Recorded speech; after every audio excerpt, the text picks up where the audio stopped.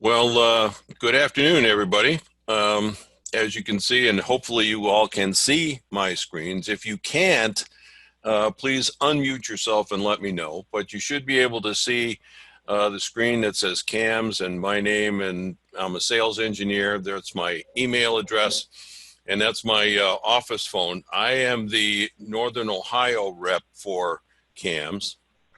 And a little bit about myself. I've been in the SolidWorks channel for the last almost 13 years. All of that, but for the last few months with Fisher Unitech. And last October, Fisher Unitech sold out to CATI, and so we parted ways. But I've been using SolidWorks myself for about 20 years. I'm a mechanical engineer. I have a couple of US patents and several SolidWorks certifications. The magic voice that you just heard briefly there, Don Hope.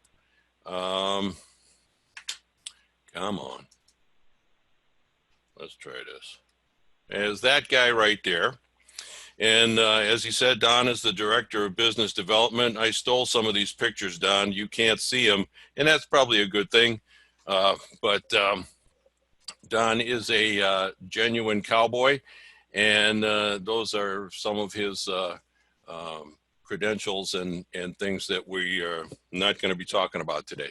But what I do want to talk about before we get into working with large assemblies is an issue that a lot of people have been confronted with lately, and that's working from home. This is kind of a new phenomena for many people, and it's a big question for several people that I've recently spoken with. How do you do it? How do I get my license there? How do I get SolidWorks working from home or a remote location or things like that? So I thought I would start this presentation with a little guide to identify just how you're going to do that.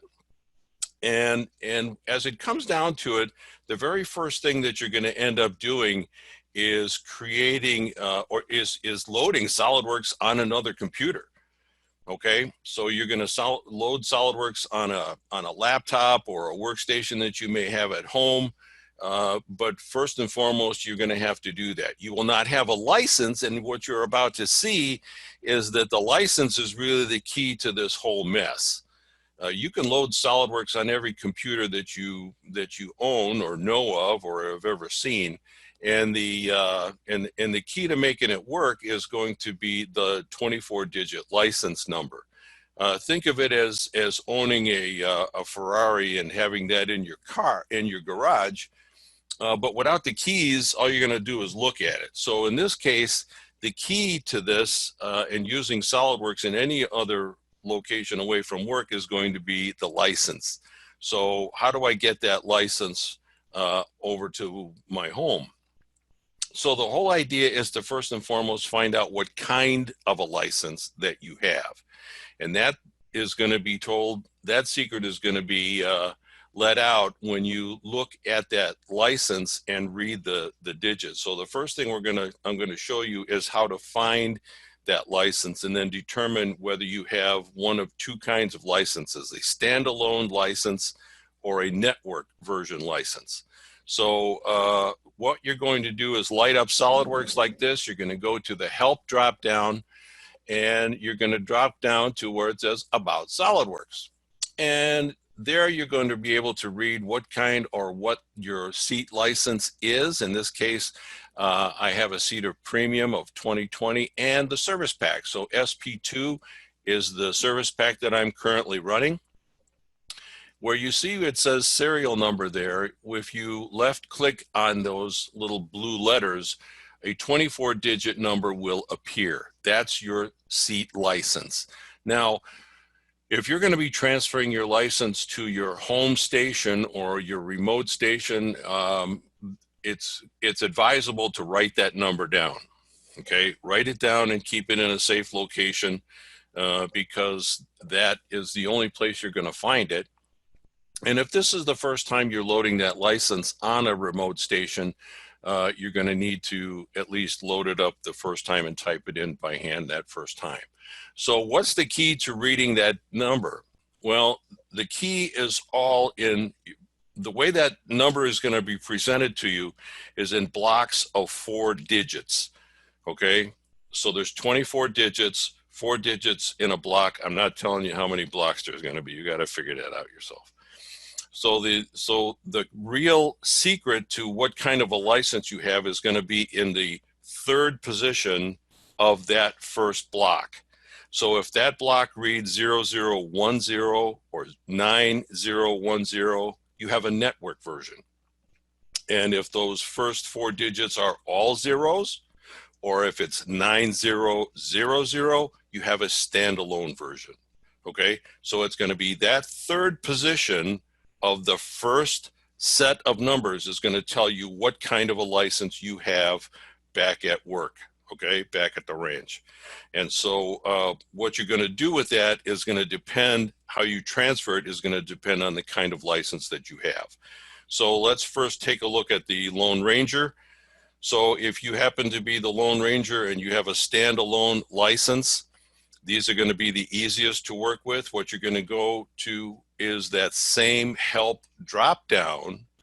This time you're going to go to the word license, and you'll note that this license is going to be like 2 or 3 positions above where About SolidWorks was.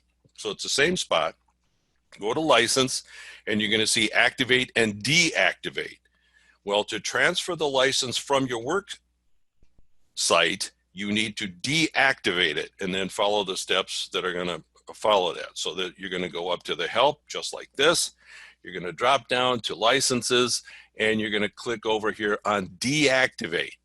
Now, that's going to pop up this little window right here. You may see a whole bunch of little numbers in there as well. In my case, there was just one, but you may have a cluster of them, so you will select them all and then click on next and follow the directions. And the directions are simply going to say, you know, do you want to do this right now? And then it's going to go ahead and do it. Notice just below that little window there, it says automatically over the internet, and that's the default setting, okay?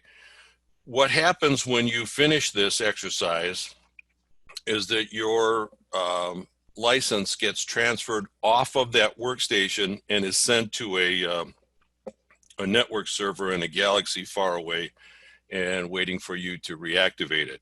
But it's as simple as that. Okay, so if it's a standalone license, that's all you're going to do. You're going to do it one time, and then you're done. Now, when you get home or to that remote computer, you're going to do the exact same thing, okay, going to the help dropdown, because, again, you've already loaded SolidWorks on there. It's not going to play because it doesn't have the keys. It doesn't have the license. And so you're going to go to that help dropdown again, go again to licenses, and this time you're going to activate it. And when you get to that window that says activate, it's going to ask you if this, especially if this is the first time, for all 24 digits. So that's why you took the notes and wrote that number down. Load it into those cells, and off you go, okay? Now, here's the caveat. Before you go back to the office permanently, okay, before you start going back to the office and working from the office again, you're going to have to deactivate that license, and you do the same thing. Okay, you're going to transfer the license back off of that station at home, and off they go. Okay, and then when you get back to the office, you'll activate it again, just like you see here. So you do the same thing in just the opposite. Very easy. So what if you have a network license? Well, there's a couple of things that you can do. First and foremost, you can VPN into your network manager, into your office network, and you will need some VPN software that will allow you to do that. So you're going to need to check with your IT people and make sure that that's loaded and is functioning. Option number 2 is you can borrow a license from a network server. You can borrow a license for up to 30 days, okay, without going back and saying, okay, I need to redo this, okay? You can own that license for 30 days. You download it and put it on a thumb drive, take it home with you, plug it in, and off you go, okay? Notice that they're only good for up to 30 days, and then they will turn themselves off. So every 30 days, you're going to have to do this, and hopefully we'll be back in 30 days. Okay, so that takes care of the license. What about my files and my junk? What about all the double top secret software that I'm working on? What am I going to do with that? The long and the short of it is, I think, in my own personal estimation, the safest way to transfer that data is Pack and Go, is using the tool called Pack and Go. Obviously, you can VPN in, and you can, if you have that option. But all of that sort of thing really depends on having a reliable internet connection, okay?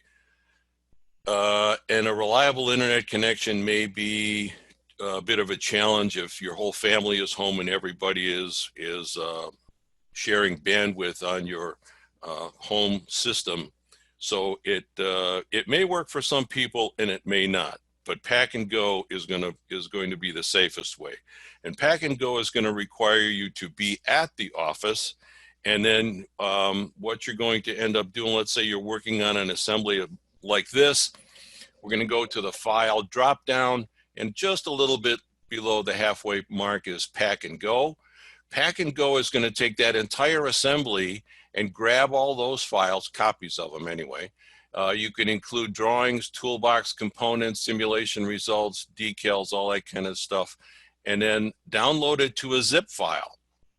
Put that zip file, call it whatever you want, homework, whatever, put it on your desktop, and then when you hit that save button in the lower right-hand corner, it's going to take copies of all of that information that you wanted and pack it up, zip it up, and put it in that folder. Okay? So then you could take that home, unzip it, and merrily start continuing your work. Okay? So that's what, that is it in a nutshell, what you're going to be doing with any of that. If anybody has any questions about that, we can take those questions right now, or what might be better is if we hold it to the end of the presentation for those of you who are working on a clock that won't give you the opportunity to play very long. So what I want to do now is to get into the information that we all came here for in the first place, and that's working with large assembly models. This perhaps is one of the biggest areas of concern in recent years with people using SolidWorks, because it is not uncommon for people to be working with very, very large files, and that definition of what a large file keeps changing. It's not uncommon for large files to have well over 3,000 components in them anymore. So how do you deal with that? We're going to talk about exactly what causes those things to open slowly after we talk about a definition, and we're going to talk about some good technique and hardware and some of the options in Windows that will help you work with this stuff as well. So first and foremost, what makes an assembly large? Okay, what is it that's causing this? What's taking so long to open my file? Which invariably follows with a statement that says, what's wrong with your software? It could be a lot of things. It could be the number of components as you see there. Okay, like I said, 3,000 components is not a big number anymore. A large number of sub-assemblies. Actually, we're going to find out in a little bit that sub-assemblies are a good thing. The overall file size. Now, we're talking about assemblies today primarily, but actually opening or taking a long time to open a file is universal. I'm going to show you an example in this presentation of a simple tiny little part. It's less than 2.5 inches long, less than an inch wide, and it's a plastic injection molded part. That part all by itself, and it's just a single part file, not an assembly file, it's a part file. It takes 90 seconds to open that file. Now, 90 seconds when you're waiting for one part to open is somewhere between 3 and 5 days long, okay? And it's very frustrating, and this part was given to me at a user group meeting. And the guy says, tell me why this is taking so long to open. Well, we're going to talk about exactly what I found and how to resolve it as part of this overall presentation. But let's go back to assemblies right now and find out what actually happens when you open these things up. So when you open an assembly file, this is what happens, and in the order in which it happens.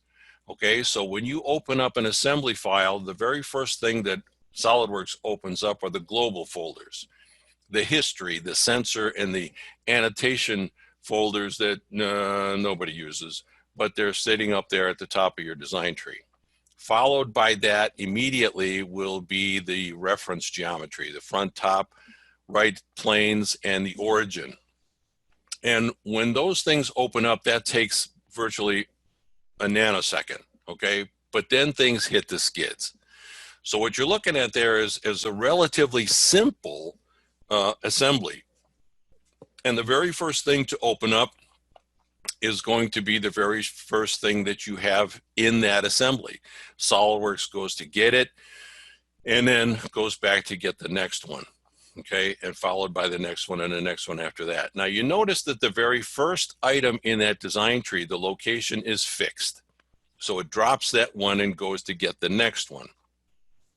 Notice that the subsequent components in this assembly have a negative sign in front of the feature's name. That indicates that at least, or at the most, 2 of the needed 3 mates have been identified. Okay, so what SolidWorks is doing is going to get that part and just throwing it into place right now, right? It's throwing it into place because as all the components are then put in, we go into step 4, and that's when SolidWorks goes back through that whole list and puts together the mates. Now, as you can see, those negative signs indicate that at least 1 mate is missing.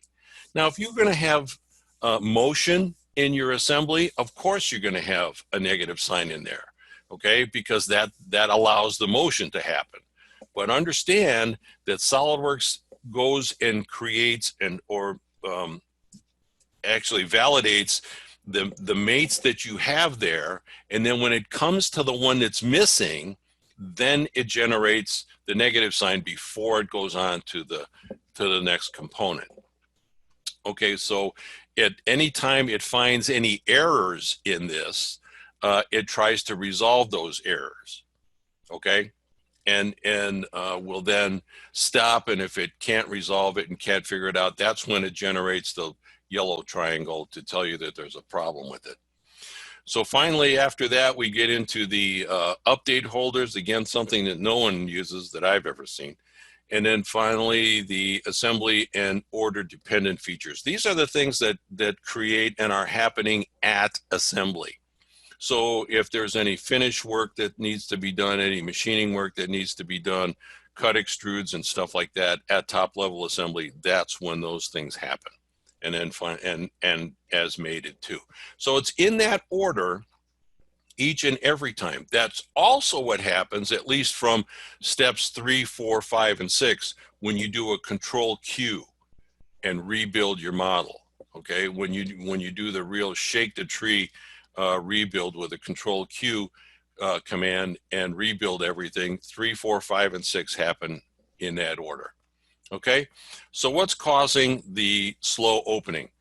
Well, this is really the key to everything.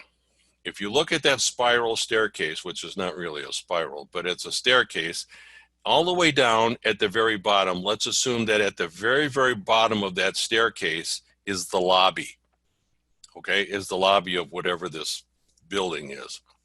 In the center of that lobby, I'm going to put a box of crayons. So there's a box of crayons in the bottom of that lobby, and I'm only going to use a Crayola 16 colors because 64 will take all day. And your job standing up here at the top of this stairwell is to go down there, all the way down into the lobby, all the way down all those steps, and bring that box of crayons up here, 1 crayon at a time. That's what's taking so long. So you have to go down there 17 times and come back 17 times because you have to bring the box back with it. Okay, so that's what's taking so long, because CAD at this price point is a linear process. And by this price point, I mean this is how SolidWorks works, how Solid Edge, Inventor, Pro E, call it what you want, they all work the same way. They're linear processes. And you're going down that staircase and bringing all these things back up one at a time. Now, if you have an assembly that's got 3,000 components, enjoy the ride. But in addition to that, what you're looking at right now is that staircase with nobody on it. And that's relatively easy. In reality, everybody, if that network server is what's being represented by the lobby down there, if that lobby at the very bottom where the crayons are is your network server, everybody in the company is going up and down those steps, going through the same portal, sharing the bandwidth to get to their own particular stuff. So if you work in a large engineering group and there's a bunch of people opening files at the same time, you're sharing bandwidth with all those people. And those people would be represented by a huge mass of people going up and down those steps at the same time. Let's say during the day, this is also why if you're there before 8 o'clock and after 5 o'clock, things open miraculously faster because the stairway is clear. Okay. What's going on during the day is if sales does a big data dump or accounting is transferring a lot of information, those stairways get literally packed solid. And it could take hours for a 3,000 component assembly to open. Okay, this is all linear and there's no way around it.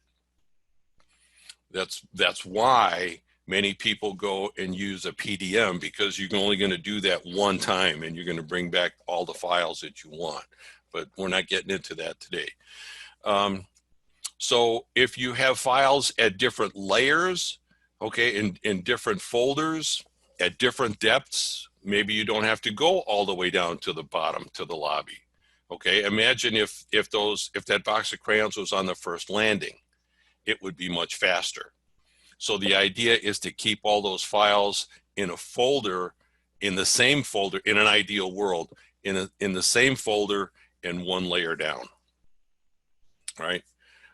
If you have a solid state drive, SSD, yeah, that would be just like sliding down the banister a little bit sometimes, but still you got to come back. It will improve that opening speed, but and sometimes it could be significant. It depends on, again, how many people are going up and down the software steps. In addition to that, you're going to have to deal with, make sure there's no antivirus software that's restricting SolidWorks files. Okay, so if that isn't bad enough, let's say you've got some folders down there that contain files of SolidWorks files that are of different versions.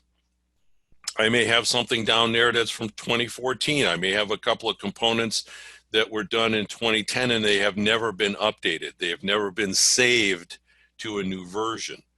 Well, the problem with that is when that file finally gets up to the top and is open, let's say you're using 2020, when that file gets all the way up to the top, it has to be converted to SolidWorks 2020 before it can be opened. And the reason for that is that one of the great ways that SolidWorks improves itself, with each annual release, is oftentimes they rewrite the software that directs a particular command. Let's say they rewrite the way an extruded cut is done for 2020. Okay, so in 2019, that technique, that software didn't read the same. So that's why it has to be converted to 2020 to open it up. That's also why SolidWorks will never be backwards compatible. Okay, so the techniques and the software code that creates extruded bosses and cuts in 2020 perhaps wasn't even written that way in 2019. So there's no way for that file to be open like that. Okay, it's things like that that are going to add to the slow opening time. And understand that this is still done one file at a time. So another cause for slow openings would be depending on the type of file that it's opening, if it's a solid model or if it's a surface model. Oftentimes when we import components from other vendors or from other websites, it will come in and it was originally created in another software platform like Inventor. And when it comes into SolidWorks, it goes through a conversion. And what you see at the bottom of the design tree, like you see in the model on the left-hand side, is imported 1. Well, really all that means is that you do have that gold part is a SolidWorks model. You just don't have a design tree for it. And if that's the way you're going to use that part, just the way you bought it or just the way it is, then you're done. You can add features to it. Let's say you're going to drill some holes in it, or you're going to mill off that top surface or something like that. You'll find that it's going to work just fine, okay, because it's a solid model and it's going to be a very, very small file. The part on the right is a surface model. If you look closely at that design tree, at the very top, it says Surface Bodies 7, okay? And as a surface model, that is, those surfaces have 0 thickness. So SolidWorks has to represent all of those surfaces that you do see as little triangles. And there'll be millions of them in some of these cases. And so that's going to create a much, much larger file that's going to have to be opened again one at a time. Okay, so let's go on to another cause for slow opening is excessive detail. Now there's a couple of issues here that we're looking at. First and foremost, you're looking at the same fastener, left side, right side. But also, you're looking at how SolidWorks sees those features. It creates all those surfaces as little triangles. And if only one of those triangles is missing, it cannot create it as a solid, and it turns it into a surface model. And it has to still account for all those little triangles. So that's one issue. Another issue is you notice that the fastener on the right has threads on it. Don't put threads on the fasteners. The only person that can see the threads is you. Now, if you happen to work for a company that you make threaded products, then you got to put it on there because that's part of your products. But if you're using just the fastener to complete your bill of material, to show how this thing is going to go together, please don't put the threads on there, because those threads have to be represented by triangles. And you notice that the fastener on the left has 1100 surface triangles because it doesn't have any threads. Just put threads on it. Just add the threads, and the number of surface triangles goes to nearly 6,000. So that's at the default settings, and that means that that's not, we'll talk about settings in the next slide, but that's going to give you an indication as to how your file size is going to get crazy large very, very quickly. Okay, it's all about counting the triangles and what that does to impact the file size. So where that's coming from is the document properties. Okay, so you're all familiar with SolidWorks and the system options and the document properties. If you go to document properties and you go to the image quality, that's where this setting resides. Now, understand something here too, that the document properties are set in each template. So in a part template, in an assembly template, that's where this is going to be set. So you may not even see this. You may not even know where someone has already set this, and it could be set too high or too low, but that's where you're going to find that. So you can go back into SolidWorks, open up a part template before you create any parts in there at all. Go to document properties, image quality, and reset this slider. Now I'm showing you the two extremes here. But in the case on the left-hand side, where the image quality is set to the lowest resolution, what you're looking at is that six-sided figure. That's a circle. That's how SolidWorks can see a circle. Now, it's not going to make a six-sided hole, okay, but that's what it needs to see that, and that's what it's going to use to create the minimum it's going to create. And it tells you how it creates curves this way. On the right-hand side, I've pushed the slider all the way to the right without getting into the red zone. And now you see a circle that's a little more round. The difference is in your model, you will see a hole that looks like a six-sided object. Again, if you were to take that hole and port it out to a machining center, you will get a round hole. You will not get a six-sided object. But what you will notice here is that all circles, all curves, all arcs are going to be faceted like that, okay? And that's because at this price point, that means SolidWorks, Solid Edge, Pro Engineer, Inventor, there are no curved lines.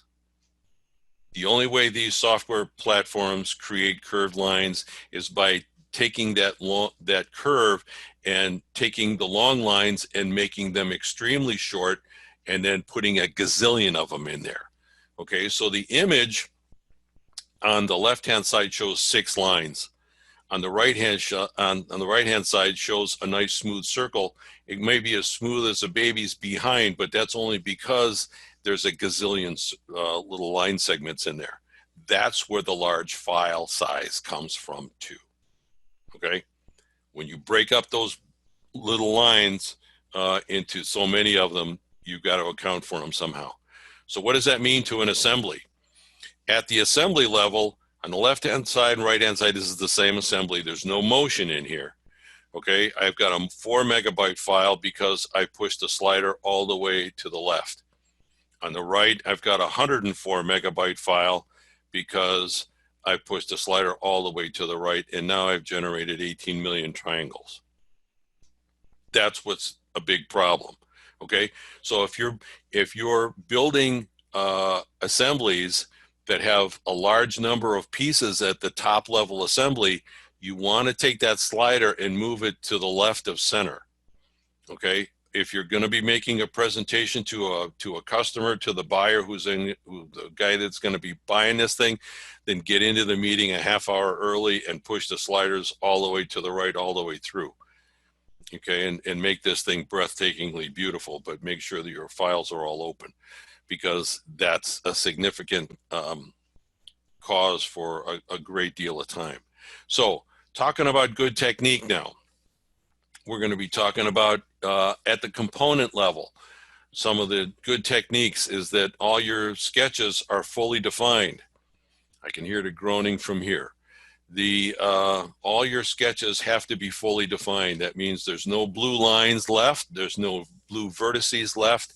Everything is black, and everything is fully defined. If you don't do that, obviously you don't need to do that because you're already doing them without fully defining everything.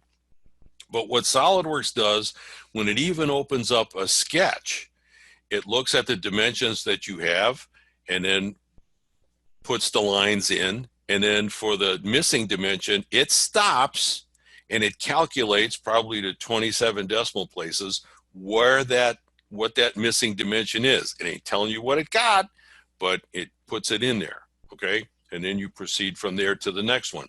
So if you're particularly fond of not fully defining dimensions or not fully defining sketches, you're going to find that a delay generator. Few in-context references, okay? Stay away from, if you can,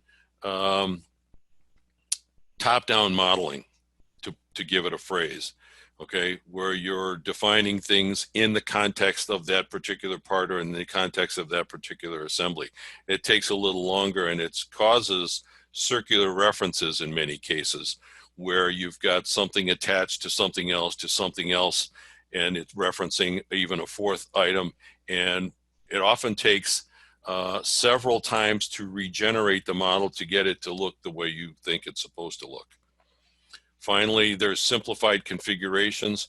We're not going to get into that today, but understand that you can take an assembly and you can simplify it with a special tool within SolidWorks that reduces its sharpness, its clarity, just for the sake of making a smaller file.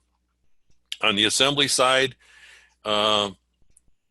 few degrees of freedom are left open. If you have motion, you need motion, okay, I get that. But understand that that's going to be a little contributor to a slow opening. But if that's what you need, then you just have to bite the bullet. It's not going to be significant depending on the file size, but it's something to consider. The next one, in an ideal world, which we all live in, everything is, the top level assemblies are all sub-assemblies. Sub-assemblies because they come in as one part. So if I have 15 components in a sub-assembly, and SolidWorks goes to mate that, those 15 components are mated with 3 mates. If you bring them in one at a time, that's 15 times 3 plus 3 more, right? Low level of detail, that's the slider we talked about. Okay, again, if you're building the space shuttle, you want that slider left of center. If you're doing small assemblies like 10, 15, 30 parts, you can go significantly to the right of center. And then this is also why when you bring in a subassembly that has motion into a higher level assembly, SolidWorks goes ahead and solves it as rigid. It turns off the motion to help you reduce the time to open it up. Okay, so there's other techniques that we're going to talk about now. One of them is SpeekPak. SpeekPak has been around for 10 years, and most of the people that use SolidWorks have no idea what it is and how it works. But SpeekPak generates a configuration and a derived configuration at that. And so what it's going to do is going to allow you to turn off the geometry that's supporting that particular component or components. When SolidWorks creates a model, it creates a particularly large, for each and every feature, a particularly large data packet. And half of that data packet is the breathtaking image of the part that you just created. And the other half is the geometry that supports it. When you use SpeekPak, SolidWorks goes into each component, each part, and turns off the geometry and just leaves the pretty picture, just like this. So I have a little truck axle frame here. Now look at that design tree. There's a lot of junk in there, and that slider is only showing most of it. But I can take this particular part, for example, and I can reach inside of here and say isolate it, so I can turn all those other components off, and I can add holes to this or modify this part any way I want to, and then exit isolate, and everything else comes back on. I can come over and fool around with this a little bit more, look at the configurations. I have an exploded view in here. I double click on that and poof, it's exploded. You can put the lines in there if you want, and those got a whole lot easier to do in recent years. And then turn that off. So that's a derived configuration. If I go to the performance evaluation tab, I can answer my own question as to what takes so long to open this up. And that would include the fact that I've got 187 components in here. And SolidWorks is going to tell me how long each and every one of those components takes to open up. But now I'm going to SpeekPak it, just this easy. When I select it, I can select faces to include. I can go down a spot and pick up bodies to include. I'm just going to select that one face, and I'm going to come over here, and then I'm going to grab that plate in the back, the black plate, and I'm going to be able to use that because I need that to mate it into a higher level assembly. Hit the green check, and we are SpeekPaked. It's that simple, really. Look at the design tree.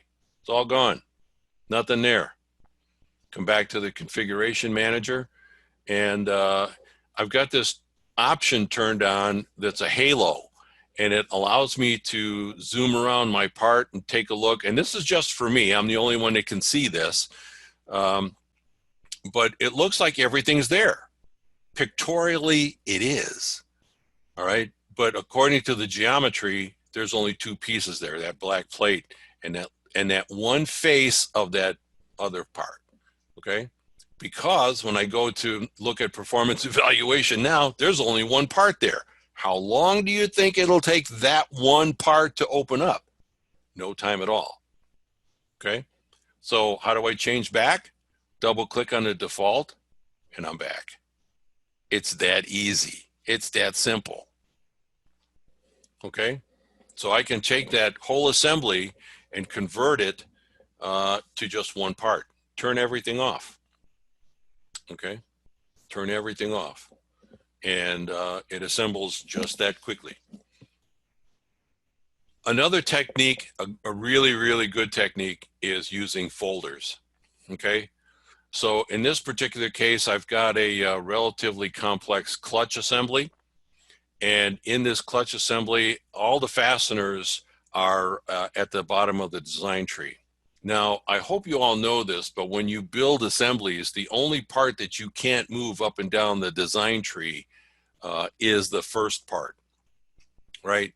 Everything else you can change the location of by just left clicking on it and dragging it, right? So the bill of material can look the way you want it to look like. And that's what's happened here. All the fasteners were pulled down to the bottom of the design tree like you see on the left-hand side. Okay, and let's see how this works. What you're going to do is select those components and put them into a folder just like this. So there's my clutch. I've got fasteners on the front side, on the inside, and on the back side. All right. And what I'm going to do is come over to the design tree, left click on that first socket head cap screw, hold down the shift key, grab the bottom one. I got them all. Right click, add to new folder.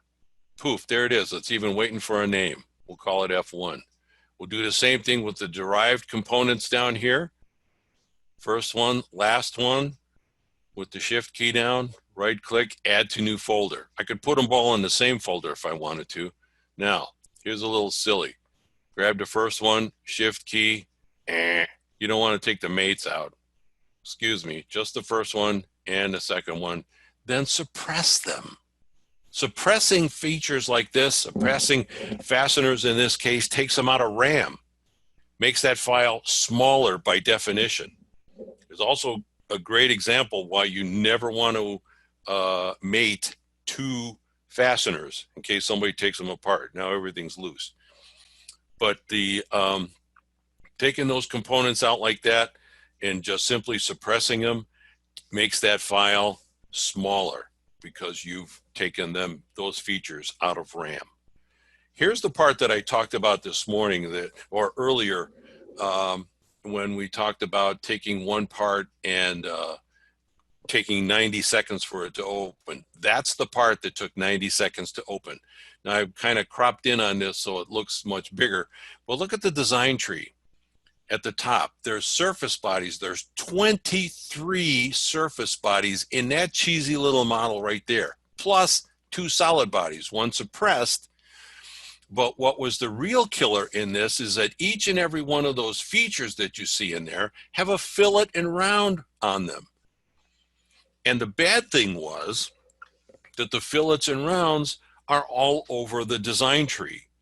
Please, if you're putting fillets and rounds on your components, make sure that they're at the bottom of the tree. Put those in last. And the reason is because you can suppress them all. You can put them all in one little feature. What I ended up doing with this guy at the user group meeting was going through there and seeing, and there's hundreds. There's 300 little fillets in there. And that's fine. You can have hundreds of them in a small piece like this, but put them at the very end. So you can package them like I did the fasteners on that clutch, and everything will go quiet. You'll be able to turn them all off in one click. You know the features are there. You know the fasteners are there. You know the fillets and rounds are there. but you don't need to generate them each and every time until you're ready to finish this thing. Pass it on. The only guy that really wants to see that is your boss, right? And he doesn't come around all that much, especially if you're working from home. Now, the last thing I'm going to get into is assembly visualization. I would like to do this live after the slides are done. So I want to get into the other stuff. But that tool, assembly visualization, helps you answer that question all for yourself. What's taken so long to open my model? Okay. And we'll get into that in just a few minutes if we still have time. But we're talking about hardware. In this case, graphics cards. Graphics cards are going to be a major player in not only the image quality and the resolution, but the speed of opening these things, especially in the last 2 or 3 years. Please get an NVIDIA card. There's two series of cards, AMD and NVIDIA. And the pendulum keeps swinging back and forth as to who's the latest and greatest and which is having the best impact in SolidWorks world these days. Right now, and it has been for a few years, is NVIDIA. Their M series cards are really worth the money. They really genuinely are. And you buy them based on the number of components in your typical largest assemblies. Okay, so like a 4000 series card will handle everything up to, on or about 4,000 components and then some. So on the hardware side, you can go to the SolidWorks website and get information relative to the workstation itself or the laptop. Typically, you're going to want at least 8 gigabytes of RAM. I don't know if you can even buy those anymore. Probably 16 is the entry level right now. But this is also why you never want to spend money more than a dual core processor. I've gone to customers that have advertised the fact that they've got, a quad core or an 8 core, and isn't this going to be great for SolidWorks? I didn't have the heart to tell them, no, it's not. You rarely get into the second core of a dual core processor because, again, this is all linear stuff, all right? Not 100%, but 99% of the time, you're only working in one core. How about that other percentage times? It's going to be if you're primarily working with simulation, okay, or if you're using Visualize, or you're using PhotoView 360. PhotoView 360 is driving each and every pixel on your monitor screen all the time. So that's where some multi-threading or parallel processing is coming into play. Okay. Windows options, if you're running Windows 10, most of these things are automatically set for you. But what I like to ask people at this point is, how often do you shut down SolidWorks, and how often do you turn your workstation, your computer off, requiring a cold boot? I've been to many, many places where people are constantly complaining that they're running out of RAM, or I've got RAM problems, or SolidWorks isn't working properly because I'm getting these error messages saying that I'm running out of RAM. I ask them, how often do they shut their computers down? And it's not uncommon for people to say Friday, okay, the end of the week before I go home for the weekend, back in the days when we worked in offices. So what's wrong with that? Well, you're clogging that whole system up with temp files, right? Temp files, every time you've opened up a SolidWorks model, it creates a temp file. So when you open it up again, it opens faster, okay? It opens faster the second time because it's got a temp file showing it what to do. Windows is also creating temp files every time you're browsing around other crazy places, okay? On the opening up web windows and things like that, it's creating temp files of all those things. All those temp files get flushed when you shut your system down. So in an ideal world, you light it up first thing in the morning, you shut it down, you shut at least SolidWorks down at when you go to lunch, and you shut everything down at the end of the day. Okay, again, that ideal world that nobody lives in. Okay, so the net smarts of all this stuff is to plan ahead. Okay, plan ahead. And so what I'd like to do now is, in the last remaining minutes of this, kind of show you this cabinet assembly. And it's not a very big file. We're only talking about 400 components or so. But what I'm going to do is open this up. And because this has been an issue for so long, SolidWorks puts that little window up there that says, you know, it's telling you what it's doing. I'm opening these components. I'm going to update the assembly and then update the graphics. So it's doing all of that stuff and giving you a little timer to run to amuse you while it's doing all of this stuff. But we won't open up any of those things. Okay, so there's my 30 seconds. Now we got some folders in here, which is a good thing.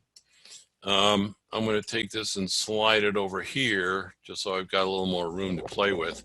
And I want to show you some tools that will help you evaluate your own assemblies as to what's taken so long. So I'm going to come up here. I'm in the Evaluate tab, and I'm going to go to Performance Evaluation.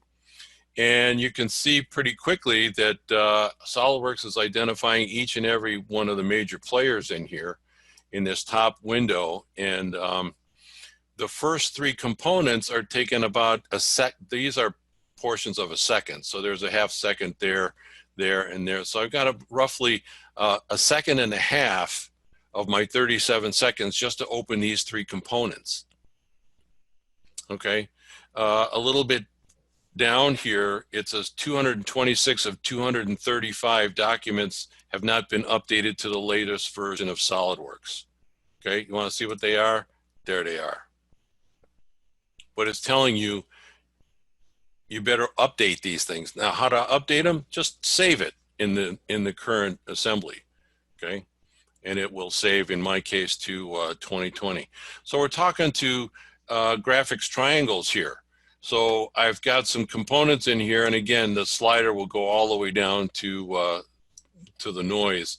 But you notice that I've got a great number of triangles in some elbows over here. So going down here a little bit farther, it's going to tell me about my image quality. One part's got a medium high image quality setting, 212 have very high. So you may want to go back of those and pull them down a little bit. If you don't know which they are, you can always click on this and see which ones they are. Okay. 7 documents contain over 100 appearances applied to faces. Now, in this case, you're going to see that that's a coffee cup because this is going to be a cosmetic image and you're trying to sell the image to a customer. And so, yeah, you can accept something like that. Again, this is going to be selective into a particular assembly that you have. But it's a whole lot better than looking at the information that used to be available in SolidWorks and just say, well, you got 434 components. Okay. So we can get into this a little bit more. And what I'm going to do is pull this guy out here into the playing field a little more. And I'm going to go to assembly visualization. Now, this is the slide that we looked at very, very briefly before. And this is an Excel spreadsheet. Okay, so if I come up here and click on these and double click on them, I can rearrange the order and see that, okay, there's the file name, there's the quantity and the mass. That's the default setting, which is virtually useless. But what I want to bring your attention to are these 4 little buttons over here, and in particular, the 4th one that says Performance Analysis. If I left click on that, what SolidWorks does is give you some information that really makes some sense. So here's the file name, how many of them, the total graphics triangles, the SolidWorks open time, and the SolidWorks rebuild time. In this case, let's go to open time and again hit this. So the part that takes the longest to open is the door track bottom. Now, take a look at this part, take a look at that part, and I'm going to left click on the door track bottom, and you see a part just change color, and that's going to be that guy right down there. Okay, so that's the door track bottom. That's the single part of this thing that takes the longest time to open. And notice that the rebuild time is similar. So let's go back and reevaluate this and say, okay, which one of these components has the longest time to rebuild? Well, and why is there such a difference? Okay, so there's 0.24 seconds to open it, 7.8 seconds to rebuild it. What's up with that? Well, that means that there's a great number of things being referenced when you do something like this. And so naturally, that would be that particular sync right there. And it's probably referencing a whole bunch of stuff that are all being rebuilt when you click on that. Okay, so this is really a really great tool for finding stuff and evaluating your own assemblies. Should this be an issue for you? Okay, so you can come through here and let's look at graphics triangles. Okay, so the heavy hitter this time is going to be that mug right there. If I left click on this, yep, it discolors. Now, if you want to see this in a little more detail, understand that when you select it, even with the left click, you can come up here, select open the part file, and there's another issue. It's an older version. This is not updated to 2020. Okay, and there's the file. Okay, so if you want to do any modification of this, okay, like we talked about, going to options, bring the options box over here, document properties, here's image quality. Okay, about in the middle. For an assembly like this, that's fine. That's fine. I could even go up to about here because the number count isn't very big. Okay.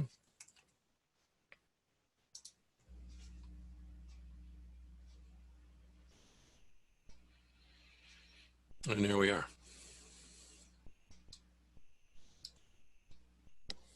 So we burned up our hour. If anyone has any questions, I'm going to be here for a little bit. You can unmute yourself. Hey, Paul, I just want to take this minute to thank you very much. That was excellent, I thought. I've been driving from West Memphis to Nashville, headed home, but so it was very entertaining. I liked your humor, but your knowledge and skills was excellent. But I'm sure everybody enjoyed it, and we're looking forward to seeing some more of these. And just so you guys know, like Paul mentioned, he recently joined CAMS, and we are blessed and thankful to have him. And he's here to help support you and in your efforts. So take advantage of him, but not too much, okay? Thanks for that. And let me chime in. This is Jeff Travaro. I'm the owner here at CAMS. And yeah, I'm actually super grateful for both Don and Paul. And I think they're both just tremendous additions to our team. So I'm anxious to know if anyone has any questions. Paul, I thought you did a wonderful job, and I learned a lot watching you. So thank you. You're welcome. Any questions out there? Yeah, Paul, this is Joe. Just real quick, the document to change the shading quality. It's at the document level. Is there a macro or something that you can do to go through, I don't know, your not necessarily, well, your templates for one thing, but also a lot of the files that I have already. I mean, I hate to go back into old files and have to, you know, like, because I reuse a lot of designs, you know, from one machine to the next. What is it that you want to? Well, there was a macro to just change that slider down to a low end. I use macros a little bit for, you know, changing all the data in a project. I can change all the customer names and everything from one to the next. Well, unfortunately, there isn't. There isn't a macro, but understand that this image quality slider it is functioning both in any template at the part level or at the assembly level, but it's running from the template. Okay. So the first time you do it, you kind of got to bite the bullet and go into each component that's going to take that kind of time. Okay. But after that, once you set it in the template, you should be good. Okay. Yeah, I was going through while you were talking and looking at some of my existing stuff that I've been having trouble with at home because my computer at home is nowhere near what I have at work. And I have one that's built out of like nipples from McMaster car, and it's a nightmare. Yes, yes. It's like 30-second rebuild on that. And it's like, why do I have that? I don't need that. Right. So, all right. Well, thanks a lot. Yeah, that was my biggest question. I mean, I got a lot of good information out of the about changing that down. I mean, I made an assembly that was like 60 megs down to 20 megs just by changing the slider. So yeah, I mean, it has a huge impact. Yeah. You know, people don't realize what an impact that can do, and it's be very, very significant not only in the image quality but also in the open time. Oh yeah, I've just been like with just getting drawings to work at home. My computer at work is such a powerhouse; it doesn't care. You know, it just powers through it. But the one here, I mean, it's nice. It's good for playing video games and goofing around on. But for doing this kind of thing, it's killing it. So it's a little tougher. But this will help me at least get through what I'm doing here, and then I can change my templates at work when we get there. Yep. Yeah, I have a spray nozzle was a pipe plug, and I just changed it into a spray nozzle, but it was a threaded plug. Well, I have over like 150 of those. Yeah. And it's got like a 2-day rebuild time on it, and it doesn't take that long, but it is a long time, especially when you go into a drawing, and the drawing's trying to find all that data, and that kills it too. Yep. Hey, so Paul, yes, sir. Joe, this is Yes. Josh Mace. How are you guys? Hi, Joe. Very good. Just wanted to add something. I think that, I don't know if it was 2018. I'm running 2018, and I have the option, and I see it on your screen too.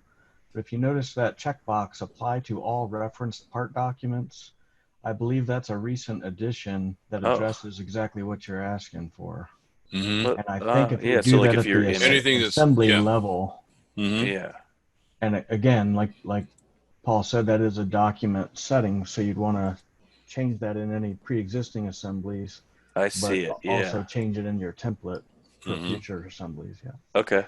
I think that solves that problem because that's been a common complaint for years. That's once you've gotten so far in with thousands of parts in your company library, last thing you want to do is go back and have to edit every one to change that setting. So. Yep.